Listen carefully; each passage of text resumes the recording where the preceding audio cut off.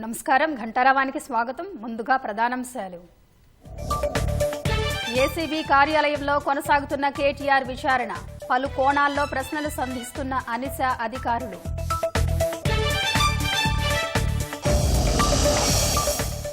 మరి కాసేపట్లో మంత్రులతో ముఖ్యమంత్రి రేవంత్ రెడ్డి భేటీ. రైతు భరోసా నిధుల విడుదలపై మంత్రివర్గ సహచరులతో చర్చ. డిఎన్ఏ పరీక్షల ద్వారా విమాన ప్రమాద మృతుల గుర్తింపు. 47 మృతదేహాలు బంధువులకు అప్పగింత.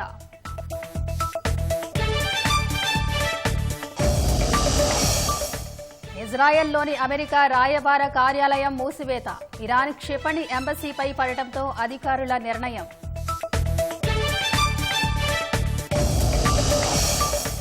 ఇజ్రాయెల్ అణుదాడి చేస్తే పాకిస్తాన్ ప్రతిదాడి చేస్తుందన్న ఇరాన్. ఈ అంశంపై ఇంకా స్పందించని షరీఫ్ సర్కార్.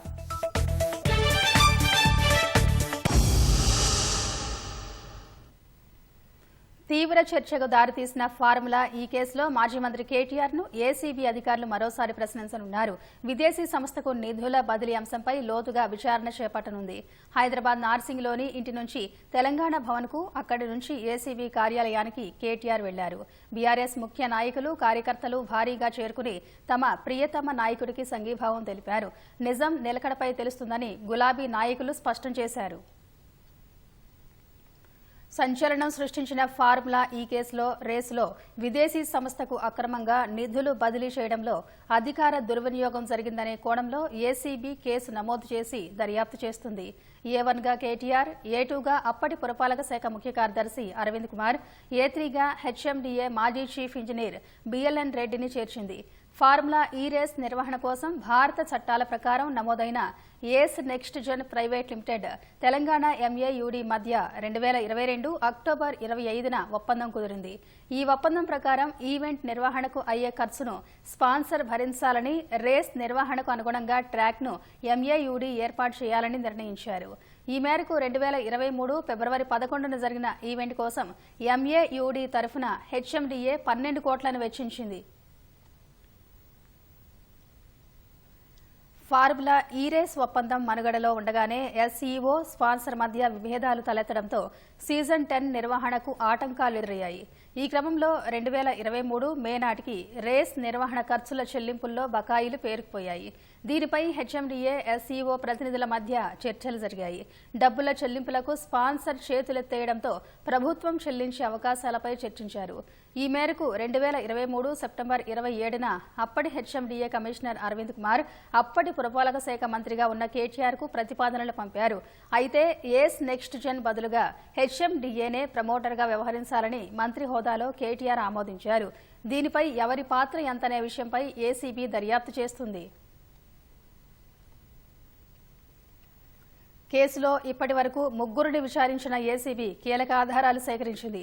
మొదట ప్రమోటర్గా వ్యవహరించిన గ్రీన్కో సంస్థలో సోదాలు చేసింది. అనంతరం యూకేలోని ఫార్ములా ఈ ఆర్గనైజేషన్ సంస్థ సీఈఓతో పాటు మరో ప్రతినిధిని 2 దఫాలుగా వర్చువల్గా విచారించారు. ఈ విచారణలోనే ప్రభుత్వం, ప్రమోటర్, ఫార్ములా ఈ రేస్ మధ్య జరిగిన ఒప్పందాలపై పలు అవకతవకలు గుర్తించినట్టు తెలుస్తుంది. వీటిపైన కేటీఆర్ను నేడు సుదీర్ఘంగా విచారించాలని ఏసీబీ భావిస్తుంది. కేటీఆర్ విచారణ తర్వాత మరోసారి అరవింద్ కుమార్, బిఎల్ఎన్ రెడ్డిలను కూడా విచారించే అవకాశం ఉంది. విచారణలో అవకతవకలు జరిగినట్టు తేలితే అరెస్టు చేసే అవకాశం కూడా ఉంది.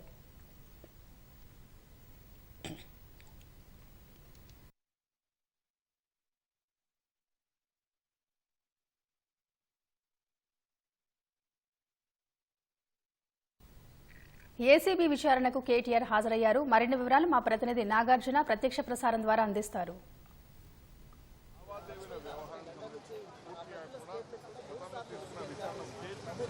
ఫార్ములా ఈ కేసులో కేటీఆర్ విచారణ కొనసాగుతుంది. సుమారు 2 గంటల నుంచి ఆయన విచారణ అంతా కొనసాగుతుంది. జాయింట్ డైరెక్టర్ రితురాజ్, ఈ కేసు ఐఓ ఉన్నటువంటి మాజిద్ ఖాన్ ఇద్దరు కూడా కేటీఆర్ని విచారిస్తున్నారు. ఈరోజు కూడా సుమారు 5 గంటల వరకు ఈ విచారణ కొనసాగే అవకాశం కనిపిస్తుంది. ప్రధానంగా ఇంతకుముందు మనం చెప్పినట్టు విధంగా అప్పుడు ఏస్ నెక్స్ట్ జెన్ సంస్థకి సంబంధించిన మధ్యలో తప్పుకోయిన తర్వాత ఈ హెచ్ఎండిఏ ప్రమోటర్గా వ్యవహరించినటువంటి దానిపై ప్రధానంగా ఈ విచారణ అంతా కొనసాగే అవకాశం ఉంది. అయితే ముఖ్యంగా అప్పుడు ఫార్ములా ఈ ఆర్గనైజేషన్ సంస్థ అంటే ఎప్పుడైతే ఈ కేసు మొదలైందో ఆ తర్వాత ఫార్ములా ఈ ఆర్గనైజేషన్ సంస్థకు సంబంధించినటువంటి ప్రతినిధులను యూకేలో ఉన్నారు, వాళ్ళందరికీ కూడా మెయిల్ పంపించి వాళ్ళని వర్చువల్గా విచారించింది. ఆ విచారణలోనే ఆ సీఈఓతో పాటు మరొక ప్రతినిధి కూడా విచారించారు. ఆ విచారణలో పలు కీలక విషయాలను కూడా ఏసీబీ అధికారులు సేకరించారు. అప్పుడు ఒప్పందం అక్కడే ఉన్నటువంటి చట్టాలకు ఇక్కడ ఉన్న చట్టాలకు జరిగినటువంటి ఒప్పందంకు సంబంధించినటువంటి పలు అంశాల్లో కొన్ని అవకతవకలు ఉన్నట్లుగా ఏసీబీ అధికారులు గుర్తించారు. ఇందులోనే దీనికి అనుగుణంగానే ఒక ప్రశ్నావళి కూడా సిద్ధం చేయడం జరిగింది. ఇప్పటి వరకు అరవింద్ కుమార్తో పాటు కేసులో A2 అండ్ A3గా ఉన్నటువంటి అరవింద్ కుమార్ బిఎల్ఎన్ రెడ్డిని ఆల్రెడీ విచారించారు. కేటీఆర్ని జనవరి 9వ తేదీన మొదటిసారి విచారించారు. ఈ విచారణలో పలు కీలక అంశాలను కూడా పలు స్టేట్మెంట్ కూడా రికార్డ్ చేశారు. వాళ్ళు చెప్పినటువంటి విషయాల ఆధారంగా విచారణ జరిపిన టైంలో అప్పుడు ఏస్ నెక్జన్ సంస్థ వ్యవహారం బయటపడింది. అప్పుడు గ్రీన్కో అనుబంధ సంస్థగా ఉన్నటువంటి ఏస్ నెక్జన్ అర్ధాంతరంగా తప్పుకోవడం, తమకు నష్టాలు వచ్చినట్టు చెప్పుకోవడం, తర్వాత దాని మీద ఎటువంటి చర్యలు తీసుకోకుండా ఈ కేసుని ముందుకు అంటే రేస్ని ముందుకు పంపించే విధంగా నోటీసులు ఇవ్వడం, ఆ డబ్బులు ఏవైతే ఎఫ్యూకి కట్టాలో 2 దఫాలుగా ఈ డబ్బుల్ని హెచ్ఎండిఏ ఖాతా నుంచి బిఎల్ రెడ్డి నోట్ ఫైల్ పంపించి అక్కడికి పంపించడం, దీని వెనుక ఉన్నటువంటి ఆంతర్యాన్ని గుర్తించేందుకే ఏసీబీ అధికారులు ప్రయత్నిస్తారు. ఒకవేళ కనుక గ్రీన్కో సంస్థ అనుబంధ సంస్థ ఏదైతే ఏస్ నెక్జన్ సంస్థ కనుక అధ్యంతరంగా తప్పుకున్న తర్వాత తెచ్చుకున్నటువంటి అటు ఫార్ములా ఈ హెచ్ఎండిఏ అండ్ ఈ ప్రమోటర్గా ఉన్నటువంటి ఏస్ నెక్జన్ సంస్థకు మధ్య జరిగినటువంటి ఒప్పందంలో ఒకవేళ కనుక రేస్ మధ్యలో 9 నుంచి 12 సీజన్ల వరకు ఒప్పందం జరిగింది కాబట్టి మధ్యలో తప్పుకుంటే వాడి మీద ఎటువంటి చర్యలు తీసుకోవాలి, అందులో మీరు ఎటువంటి ఒప్పందం పత్రంలో రాస్తున్నారు దానికి తగ్గట్టుగా ఎటువంటి చర్యలు తీసుకోకపోవడం వల్ల ప్రభుత్వానికి దాదాపు 15 కోట్లు అంటే ఇప్పుడు కట్టిన డబ్బులతో పాటుగా మొత్తం 55 కోట్ల మేర నష్టం జరిగింది. కాబట్టి ఈ నష్టం అంతా ప్రభుత్వం మీద పడింది. హెచ్ఎండిఏకి 10 కోట్ల మేర డబ్బులు పంపించాల్సి ఉంటే రెగ్యులేటరీ అథారిటీ నుంచి మనం వాళ్ళు తీసుకోవాల్సిన అనుమతులు తీసుకోవడం పంపడం వల్ల సుమారు 8 కోట్ల మేర ట్యాక్స్ పడడం, ఇవన్నిటి కూడా ప్రభుత్వం మీద భారం పడింది. వీటన్నిటికీ ఓవరాల్గా కేటీఆర్ అప్పుడు ఉన్నటువంటి మంత్రి హోదాలో, మున్సిపల్ శాఖ మంత్రి హోదాలో వారికి ఆదేశాలు ఇచ్చారు. వచ్చే ప్రభుత్వం తమ ప్రభుత్వం వస్తుంది కాబట్టి ప్రమోటర్గా ఒకవేళ ఇప్పుడు మనం హెచ్ఎండిఏని ఉంచిన తర్వాత రేసు వచ్చే సమయంలో మరొక ప్రమోటర్ని వెతుకుదామనేది ప్రధానంగా అప్పుడు ఆయన చెప్పడం జరిగింది. కానీ ఇటు దీనికి ఉన్నటువంటి సాధ్యాసాధ్యాలకు సంబంధించినటువంటి ఎటువంటి అవకాశాలు ఉన్నాయని కూడా ఆలోచించలేదనేది ఏసీబీ ప్రధానమైనటువంటి ఆరోపణ. దీన్ని ఒకవేళ కేటీఆర్ చెప్పినట్టు అప్పుడు ఉన్నటువంటి రాష్ట్ర ప్రతిష్టను దెబ్బతీయకుండా ఇప్పుడు ఈ రేసు నిర్వహణ ప్రతిష్టాత్మకం కాబట్టి తీసుకున్నారని ఆయన చెప్పినా సరే ఇందులో లీగాలిటీకి సంబంధించినటువంటి విషయాన్ని కూడా ఏసీబీ ప్రధానంగా దృష్టి సారించింది. ఇందులో వీళ్ళ ద్వారా అంటే అప్పుడు ఏస్ నెక్జన్ సంస్థకి ప్రమోటర్గా ఉన్నారు కాబట్టి అంటే రేస్ నిర్వహణ ఖర్చులు మొత్తం వాళ్ళు భరించాల్సి ఉంది. ట్రాక్ మాత్రం ఈ హెచ్ఎండిఏ వేయాల్సి ఉంది. సో ఈ రేసు నిర్వహణ మిగతా ఇతర వేరే కంట్రీస్ నుంచి వచ్చేటువంటి రేసుకు సంబంధించినటువంటి ఆర్గనైజేషన్ మొత్తం ఫార్ములా ఈ ఆర్గనైజేషన్ సంస్థ చూసుకోవాలి. ఇందులో ఉన్నటువంటి ఒప్పందాల ప్రకారం వీళ్ళు ఏ విధంగా వ్యవహరించారనేది వీరు తప్పుకోవడం వల్ల వీరి మీద చర్యలు తీసుకోవడం వల్ల ఎటువంటి నష్టం వాటిల్ అనేది దీని మీద ప్రధానంగా దృష్టి సారించింది. ఇప్పటి వరకు ఇదే విషయాన్ని అప్పుడు ఉన్నటువంటి మున్సిపల్ కార్యదర్శి అరవింద్ కుమార్ని గురించి కూడా పలు విషయాలను సేకరించారు. ఆయన కూడా ఇదే అంశాన్ని కూడా చెప్పారు. కేటీఆర్ అప్పుడు ఈ విధంగా చేయమన్నారు, అందువల్ల మేము చేసామని చెప్పారు. తర్వాత బిఎల్ఎన్ రెడ్డి విచారణ కూడా కేటీఆర్ అండ్ అరవింద్ కుమార్ నుంచి వచ్చిన ఆదేశాల ప్రకారం మేము ఇండియన్ ఓవర్సీస్ బ్యాంక్ హెచ్ఎండిఏ ఖాతా నుంచి ఈ నగదు 2 దఫాలుగా 22 కోట్లు ఒకసారి 23 కోట్ల ఒకసారి ఈ ఎఫ్ఈఓకి కట్టాల్సినటువంటి నగదును మేము పంపించాల్సి వచ్చింది. ప్రమోటర్గా మేము వ్యవహరించాం కాబట్టి మేము మా ఖాతా నుంచి పంపించాం.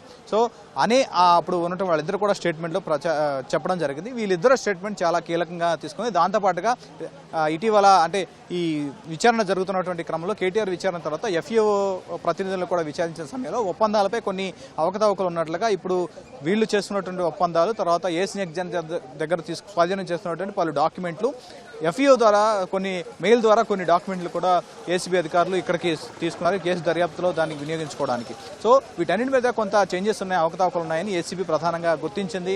అందులో భాగంగానే కేటీఆర్ని సుదీర్ఘంగా విచారిస్తుంది. ఇందులో అవకతవకలు జరిగితే ఇందులో అంతిమంగా ఎవరు లబ్ధి పొందారనేది ఏసీబీ అధికారులు దృష్టి సారిస్తున్నారు. సో ఈరోజు సాయంత్రం వరకు కూడా విచారణ అంతా కొనసాగే అవకాశం ఉంది. ప్రస్తుతం సుమారు 2 గంటల నుంచి కేటీఆర్ని విచారిస్తున్నారు. ఆయన అడ్వకేట్ కూడా ఆయనతో పాటే ఉన్నారు. అడ్వకేట్ బయట ఉండి కేటీఆర్ లోపల ఉన్నారు. ఈ విచారణ అంతా ఇప్పుడు కొనసాగుతుంది. మరొక సాయంత్రం 5 గంటల వరకు ఈ విచారణ కొనసాగే అవకాశం ఉంది. హరీష ఓటు. ధన్యవాదాలు నాగార్జున. ప్రభుత్వం పెట్టే అక్రమ కేసులకు జైలుకు వెళ్లడానికి సిద్దమేనని బీఆర్ఎస్ కార్యనిర్వాహక అధ్యక్షుడు కేటీఆర్ అన్నారు. రంగారెడ్డి జిల్లా నార్సింగ్లోని కేటీఆర్ నివాసం నుంచి తొలుత నందినగర్లోని కేసీఆర్ ఇంటికి వెళ్లి ఆయనతో మాట్లాడారు. తర్వాత మాజీ మంత్రి హరీష్ తో కలిసి తెలంగాణ భవన్ చేరుకున్నారు. కేటీఆర్ విచారణకు హాజరవుతున్న సందర్భంగా పార్టీ కేంద్ర కార్యాలయం వద్ద అధిక సంఖ్యలో నాయకులు కార్యకర్తలు రావడంతో పోలీసులు భారీగా మోహరించారు. మాజీ మంత్రులు సబితా, మల్లారెడ్డి సహా పార్టీ నేతలు, న్యాయవాదులతో కేటీఆర్ సమాలోచనలు జరిపారు. బీఆర్ఎస్ పార్టీలో ఒకరిద్దరిని జైలులో పెట్టొచ్చు తప్ప లక్షల మంది కేసీఆర్ సైన్యాన్ని టచ్ చేసే ధైర్యం లేదు అని కేటీఆర్ తేల్చి చెప్పారు. వేధింపులతో సాధించేదేమీ లేదన్న ఆయన అన్నిటికీ తెగించే కొట్లాడుతున్నామని పునరుద్ఘాటించారు. 4 గోడల మధ్యనందుకు 4 కోట్ల ప్రజల ముందు శాసనసభ సమావేశాల్లోనే చర్చిద్దాం రండి అంటే పారిపోయిన ప్రభుత్వం. 4 గోడల మధ్యలో కాదు, ఆఫీసర్లతో కాదు, 4 కోట్ల మంది ప్రజల ముందు చర్చిద్దాం, వాస్తవాలు నిగ్గు తేలుద్దాం, నిజానిజాలేందో తేలుద్దామంటే పారిపోయింది కాంగ్రెస్ ప్రభుత్వం. అట్లాగే మరి ముఖ్యమంత్రి గారు మీరు కూడా ఏసీబీ కేసు ఎదుర్కొంటున్నారు, నా మీద కూడా ఒక ఏసీబీ కేసు బనాయించిండ్రు. మరి దమ్ముంటే నేను లై డిటెక్టర్ పరీక్షను ఎదుర్కోవడానికి కూడా సిద్ధమని చెప్పినా ఇంతవరకు స్పందన లేదు. 6 నెలలైంది కేసు బనాయించి, సాధించిందేందో తెలియదు. వాస్తవం ఏంటి అంటే వాళ్ళ ఫార్ములా ఈ అనే ఒక రేసును హైదరాబాద్కు తీసుకొచ్చి హైదరాబాద్ ప్రతిష్టను ఇనుమడింపజేసింది కేసీఆర్ గారి ప్రభుత్వం. అదే మీరు అందాల పోటీలతో మిస్ వరల్డ్ అని ప్రపంచం ముందు అబాసుపాలు చేసింది కూడా కాంగ్రెస్ ప్రభుత్వం. ఇది వాస్తవం. నేను అనేదల్లా ఒకటే, నిజం ఎప్పుడైనా ఎక్కడ మీద తేలుతుంది. మాకు భారతదేశంలోని చట్టాల మీద, న్యాయస్థానాల మీద గౌరవం ఉంది కాబట్టే ఎన్నిసార్లు విచారణకు పిలిచినా వస్తామని చెప్పినా ఇది 3వసారి పిలవడం, 3 సార్లు కాదు 30 సార్లు పిలిచినా విచారణకు సహకరిస్తాం. మా మీద కేసులు బనాయించి మమ్మల్ని ఇబ్బంది పెట్టి కమిషన్లు వేసి మమ్మల్ని ఏదో ఇబ్బంది పెట్టినంత మాత్రాన, వేధించినంత మాత్రాన ప్రజల తరపున ప్రశ్నించడం బంద్ చేస్తామనుకుంటే అది కాంగ్రెస్ ప్రభుత్వం యొక్క అవివేకం, అజ్ఞానం అవుతుంది తప్ప ఇంకోటి కానే కాదు. పెద్దలు కేసీఆర్ గారిని, పెద్దలు హరీష్ రావు గారిని కాళేశ్వరం కమిషన్ ముందు కూర్చోబెట్టి మీరు పైశాచికానందం పొందొచ్చు. ఇవాళ ఏసీబీ ముందుకి విచారణకు పిలిపించి కొంత మానసికంగా రాక్షసానందం పొందుతూ ఉండవచ్చు. అవసరమైతే అరెస్టు కూడా చేస్తారు కావచ్చు. కానీ ఒకటి పక్క, తెలంగాణ కోసం గతంలోనే జైలుకు పోయి వచ్చిన వాళ్ళం. హైదరాబాద్ బ్రాండ్ ఇమేజ్ను పెంచే ప్రయత్నంలో భాగంగా హైదరాబాద్ బ్రాండ్ని కాపాడే క్రమంలో తీసుకున్న ఒక నిర్ణయం వల్ల మళ్ళీ జైలుకు పోవాల్సి వచ్చినా భయపడేది లేదు. ఒకసారి కాదు 100 సార్లు అయినా జైలుకు పోతాం, కానీ వదిలిపెట్టాం కాంగ్రెస్ ప్రభుత్వాన్ని, కాంగ్రెస్ పార్టీని. మీరిచ్చిన 420 హామీలు, మీరిచ్చిన దొంగ 6 గ్యారంటీలు, మీరిచ్చిన డిక్లరేషన్లు, ఇవాళ మీరు లోకల్ బాడీ ఎన్నికలకు సిద్ధమవుతా ఉన్నారని చెప్పి వార్తలు వస్తూ ఉన్నాయి. రేవంత్ రెడ్డి గారు నిన్ను మొత్తం రాష్ట్రంలోని బీసీ వర్గాల ప్రజలందరూ గమనిస్తున్నారు. 42% రిజర్వేషన్ ఇచ్చి 42% రిజర్వేషన్ ఇస్తాం అని కామారెడ్డి డిక్లరేషన్లో చెప్పి మోసం చేసి ఈరోజు స్థానిక సంస్థల ఎన్నికలకు మరి రిజర్వేషన్ ఇవ్వకుండానే పోతున్న వైనాన్ని కూడా బీసీలు గమనిస్తూ ఉన్నారు. రైతు బంధు పేరిట ఎలక్షన్ బంధుగా మార్చి ఎలక్షన్లు వచ్చినప్పుడు మాత్రమే రైతు బంధు వేస్తున్న విషయాన్ని రైతులు గమనిస్తున్నారు. నెలకు 2500 ఎగ్గొట్టిన విషయాన్ని ఈ రాష్ట్రంలోని మహిళలు గమనిస్తూ ఉన్నారు. 2 లక్షల ఉద్యోగాలని చెప్పి నువ్వు చేసిన మోసాన్ని ఈరోజు రాష్ట్రంలోని యువత గమనించింది. కాబట్టే నీ దగ్గర చెప్పుకోవడానికి సమాధానం లేదు, చెప్పుకునేందుకు ఏమీ లేదు. కాబట్టి ఏం చేయాలి, నువ్వు ఏదో ఒక డైవర్షన్ మీద, ఏదో ఒక రకంగా ఒక కమిషన్ అని, ఎంక్వైరీ అని, ఏదో జరిగిందని, ఇదిగో పులి అంటే అదిగో తోక అని, నువ్వేమో దున్నపోతు తినిందనగానే నీకు తయారుగా నీ జోడీదారు బీజేపీ రెడీగా ఉన్నాడు. నువ్వు దున్నపోతు తినిందనగానే వాడు దుడ్డని కట్టేయని వాడికి వస్తాడు. మీ ఇద్దరి దొంగ భాగవతం, మీ ఇద్దరి దొంగ నాటకాలు తెలంగాణ ప్రజలకు అర్థమైనాయి. మేము మాత్రం వాళ్ళ పెడితే గిడితే ఒక వ్యక్తినో 2 వ్యక్తులను జైల్లో పెడతాం, కానీ లక్షలాది మంది కేసీఆర్ సైనికులను టచ్ చేసే ధైర్యం నీకు లేదు. తెలంగాణ ప్రజలకు రక్షణ కవచంలాగా ఆనాడు ఉన్నది టీఆర్ఎస్ఏ, ఈరోజు ఉండేది బీఆర్ఎస్ఏ, రేపటికి కూడా స్వీయ రాజకీయ అస్తిత్వమే శ్రీరామ రక్ష అనే విధంగా ముందుకు పోతాం. నువ్వు ఒక్కసారి కాదు 100 సార్లు పిలిచినా వస్తా, 100 సార్లు నిజమే చెప్తా. నువ్వు లై డిటెక్టర్ పరీక్షకు నీకు దమ్ముని రా, రాష్ట్ర ప్రజలందరూ చూస్తుండగా లై డిటెక్టర్ కూడా రెడీ. నువ్వు ఒక కేసు కాదు ఇంకో 1000 కేసులు పెట్టినా మేము ప్రశ్నించడం బంద్ చేయం, కొట్లాడడం బంద్ చేయం, తెలంగాణ ప్రజల తరపున నిలదీయడం బంద్ చేయం. నువ్వు వేధింపులతో కేసులతో ఏదో సాధిస్తాననుకుంటే నువ్వు సాధించేదేమీ లేదు. అన్నిటికీ తెగించే కొట్లాటకు ముందుకొచ్చినాం. తప్పకుండా అన్ని ఎదుర్కొంటామని చెప్పి మీ అందరికి తెలియజేస్తూ థ్యాంక్ యూ.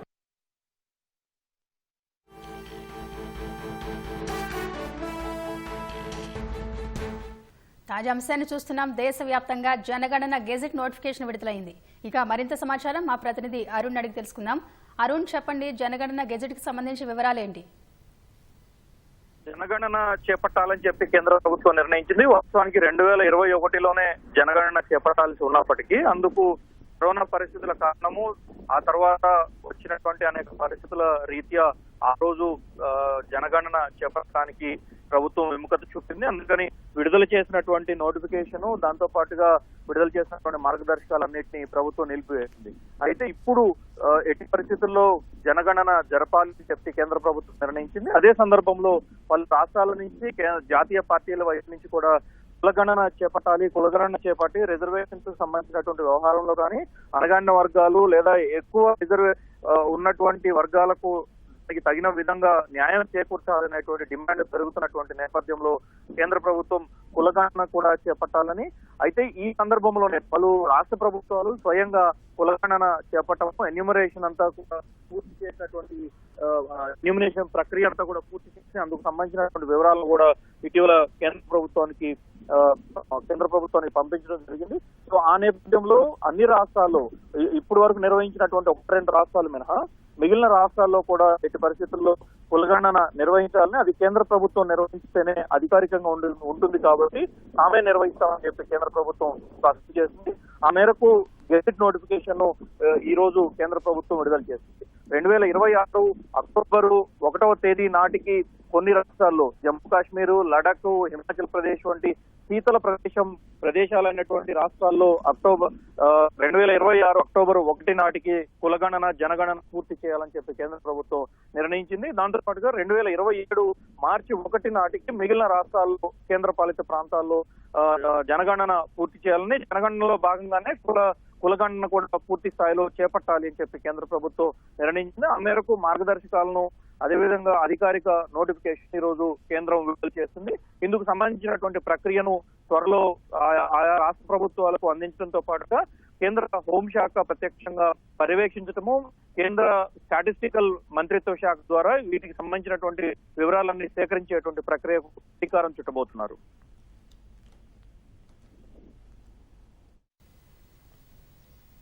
ధన్యవాదాలు అరుణ్.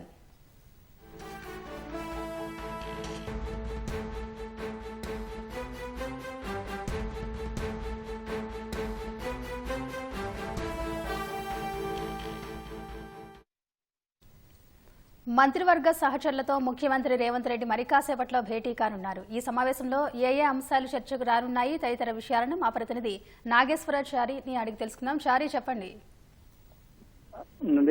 కొద్దిసేపట్లో ముఖ్యమంత్రి సమావేశం కానున్నారు. అది మొదట మెడికల్ కళాశాలలకు సంబంధించిన అంశం పైన కమాండ్ కంట్రోల్ కార్యాలయంలో అధికారులతో సమీక్ష జరగనుంది. అక్కడ ఉన్నటువంటి జాతీయ మెడికల్ కౌన్సిల్ యొక్క నిబంధనలు, దాని మేరకు రాష్ట్రంలో మెడికల్ కళాశాలకు సంబంధించి ఉన్నటువంటి ఇబ్బందులను ఏ విధంగా అధిగమించాలి, ఆ నిబంధనలను అమల్లో తీసుకోవాల్సిన విషయాలన్నింటిపైన కూడా వాటిపైన సమీక్ష జరగనుంది. ఆ తర్వాత సాయంత్రం వ్యవసాయ యూనివర్సిటీలో రైతులతో ముఖాముఖి ఉంది కాబట్టి ఆ మధ్య సమయంలో కొంతమంది అందుబాటులో ఉన్న మంత్రులతో సమావేశం జరిగే అవకాశం ఉంది. ప్రధానంగా స్థానిక సంస్థల ఎన్నికలకు సంబంధించి ప్రభుత్వం ఒక సంసిద్ధత వ్యక్తం చేస్తున్నట్టుగా తెలుస్తుంది. ఇప్పటికే ఆ మంత్రులు పొంగులేటి శ్రీనివాసరెడ్డి, సీతక్క కార్యకర్తలకు స్పష్టమైన సూచనలు ఇచ్చారు. ఈ నెలాఖరులోగా నోటిఫికేషన్ వచ్చే అవకాశం ఉంది కాబట్టి ఎన్నికలకు సిద్ధంగా ఉండాలని పార్టీ శ్రేణులకు పిలుపునిచ్చారు. కాబట్టి ఈ నేపథ్యంలో ప్రభుత్వం ముందుగా ఎన్నికల కమిషన్ కు తమ సంసిద్ధతను వ్యక్తం చేయాల్సి ఉంటుంది. కాబట్టి ఇప్పటికే వార్డుల విభజన, ఓటర్ల జాబితా అవన్నీ కూడా పూర్తి చేసి ఉన్నాయి. మొదట జడ్పీటీసీ, ఎంపీటీసీ ఎన్నికలు, ఆ తర్వాత సర్పంచ్ ఎన్నికలు, ఆ తర్వాత మున్సిపాలిటీ ఎన్నికలు, ఇవన్నీ వరుసగా జరపాలని ప్రభుత్వం భావిస్తున్న నేపథ్యంలో వాటిపైన రాజకీయ వ్యూహంగా కానీ ప్రభుత్వ పరంగా కానీ ఏ విధంగా ముందుకెళ్లాలనే అంశంపై కీలకమైన చర్చ జరిగే అవకాశం మాత్రం స్పష్టంగా కనిపిస్తుంది. ఎందుకంటే మొదట జెడ్పీటీసీ ఎంపీటీసీ ఎన్నికలు నిర్వహించాలని భావిస్తున్నారు. ఎందుకంటే బీసీలకు 42% సీట్లను కాంగ్రెస్ పార్టీ తరఫున ఇవ్వాలని నిర్ణయం తీసుకునే అవకాశం ఉంది. కాబట్టి ముందుగా వాటిని చేయాలని ఒక ఆలోచన ఉంది. వీటికి తోడు అభివృద్ధి కార్యక్రమాలను కూడా ఈలోగా ఏమేమి చేయాలి, ముఖ్యంగా రైతు భరోసాను ఈ సీజన్ లోనే రైతులకు ఇచ్చేది అంటే ఈ రోజు సాయంత్రం ప్రకటన చేసే అవకాశం ఉంది. వాటికి తోడుగా గ్రామీణ ప్రాంతాల్లో రహదారులు ఇతర అభివృద్ధి పనులను ఏ విధంగా ముందుకు తీసుకెళ్లాల్సిన అవసరం ఉంటుంది, ఏ విధంగా అనే ఒక చర్చ మాత్రం జరిగే అవకాశం ఉంది.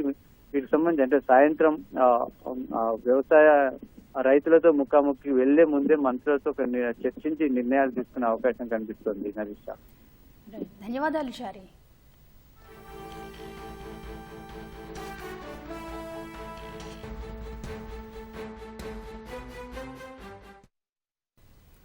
రంగారెడ్డి శేర్లింగంపల్లి మండలం కాజాగూడలోని ప్రభుత్వ భూమి ఆక్రమణకు గురైందంటూ హైకోర్టులో పిల్ దాఖలైంది. ఎమ్మెల్యేలు ఎన్ఎం శ్రీనివాసరెడ్డి, రాజేష్ రెడ్డి, అనిరుద్ రెడ్డి, మురళీ నాయక్ ప్రజా ప్రయోజన వ్యాజ్యం దాఖలు చేశారు.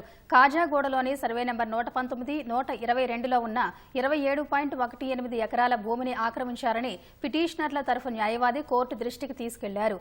పిటిషన్పై సీనియర్ న్యాయవాది చిక్కుడు ప్రభాకర్ వాదనలు వినిపించారు.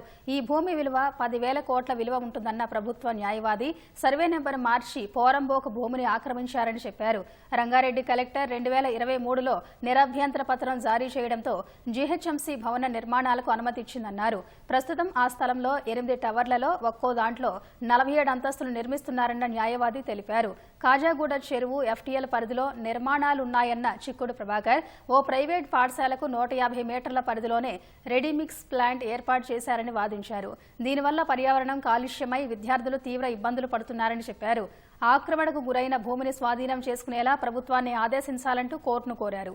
భూమికి సంబంధించి సీఎస్ ప్రతివాదులకు మరోసారి వినతిపత్రం ఇవ్వాలని పిటిషనర్లను సీజే ధర్మాసనం ఆదేశించింది. తదుపరి విచారణను 2 వారాలకు సీజే ధర్మాసనం వాయిదా వేసింది. ముఖ్యమంత్రి రేవంత్ రెడ్డి నేతృత్వంలో పేదలందరికీ ప్రభుత్వ ఫలాలు అందే విధంగా కృషి చేస్తానని ఎస్సీ, ఎస్టీ, మైనార్టీ సంక్షేమ శాఖ మంత్రి అడ్లూరి లక్ష్మణ్ కుమార్ అన్నారు. గత ప్రభుత్వం మిగులు బడ్జెట్గా ఉన్న రాష్ట్రాన్ని ప్రతి నెలా వడ్డీలు కట్టే స్థితికి తెచ్చిందని మండిపడ్డారు. పేదలకు ఇచ్చిన హామీ మేరకు ప్రజాప్రభుత్వంలో ఇందిరమ్మ ఇల్లు, 200 యూనిట్ల ఉచిత విద్యుత్, ఉచిత బస్ ప్రయాణం, నిరుద్యోగులకు ఉద్యోగ అవకాశాలు కల్పిస్తున్నట్లు స్పష్టం చేశారు. గౌరవ ముఖ్యమంత్రి గారి యొక్క నేతృత్వంలో కూడా గౌరవ మంత్రివర్గ శాసనసభ్యులు అందరం కూడా ప్రజలకు ఇచ్చిన మాట ఏదైతే పేదవాళ్ళకి ఉన్నటువంటి ఇంధనం ఇచ్చారు, అదేవిధంగా సన్న బియ్యాన్ని పేదవాళ్ళకి అందియాలని, పేదవాళ్ళకు సంబంధించిన ప్రతి కుటుంబానికి ఉచితంగా 200 యూనిట్ల కరెంట్ ఇవ్వడం కానీ, మా మహిళా సోదరులకు ఉచితంగా బస్సు సౌకర్యం ఏర్పాటు చేయడం కానీ, దేనికోసమైతే తెలంగాణ రాష్ట్రాన్ని తెచ్చుకున్నాము నిరుద్యోగ యువకులు ఉద్యోగాలు కావాలనేటువంటి ఏదైతే వారి ఆలోచన తెలంగాణ రాష్ట్రం ఏర్పాటు విషయంలో వారి కష్టం, వారి యొక్క త్యాగం, నిరుద్యోగ యొక్క త్యాగం, ఉద్యోగాలు రావాలని యొక్క ఏదైతే ఆలోచనని ఇందిరమ్మ రాజ్యంలో గౌరవ ముఖ్యమంత్రి వర్యులు సుమారు 59,000 ఉద్యోగాలు ఇచ్చిన ఘనత రాష్ట్ర ప్రభుత్వానికి గౌరవ ముఖ్యమంత్రి వర్యులు రేవంత్ రెడ్డి గారు. ఇందిరమ్మ ఇళ్లు వస్తుందని ఆశపడి రాకపోయేసరికి భంగపడ్డ ఓ వ్యక్తి గ్రామంలోని నీళ్ల ట్యాంక్ ఎక్కి నిరసనకు దిగాడు. వరంగల్ జిల్లా పర్వతగిరి మండలం చెరువు కొమ్ము తండాకు చెందిన సుమన్ అనే వ్యక్తి ఇందిరమ్మ ఇంటి కోసం పలుమార్లు దరఖాస్తు చేసుకున్నారు. గతంలో జరిగిన అగ్ని ప్రమాదంలో తన ఇళ్లు కాలిపోవడంతో ఇందిరమ్మ ఇళ్లు కేటాయించాలని అధికారులను వేడుకున్నారు. తీరా ఇందిరమ్మ ఇళ్ల జాబితాలో తన పేరు లేకపోవడంతో తీవ్ర మనస్తాపానికి గురై గ్రామంలోని వాటర్ ట్యాంక్ ఎక్కి హల్చల్ సృష్టించాడు. గ్రామస్తులు ఎంత చెప్పినా వినకుండా నిరసన కొనసాగించాడు. పోలీసులు, అగ్నిమాపక సిబ్బంది చేరుకుని బాధితుడిని నచ్చజెప్పి కిందికి దించారు.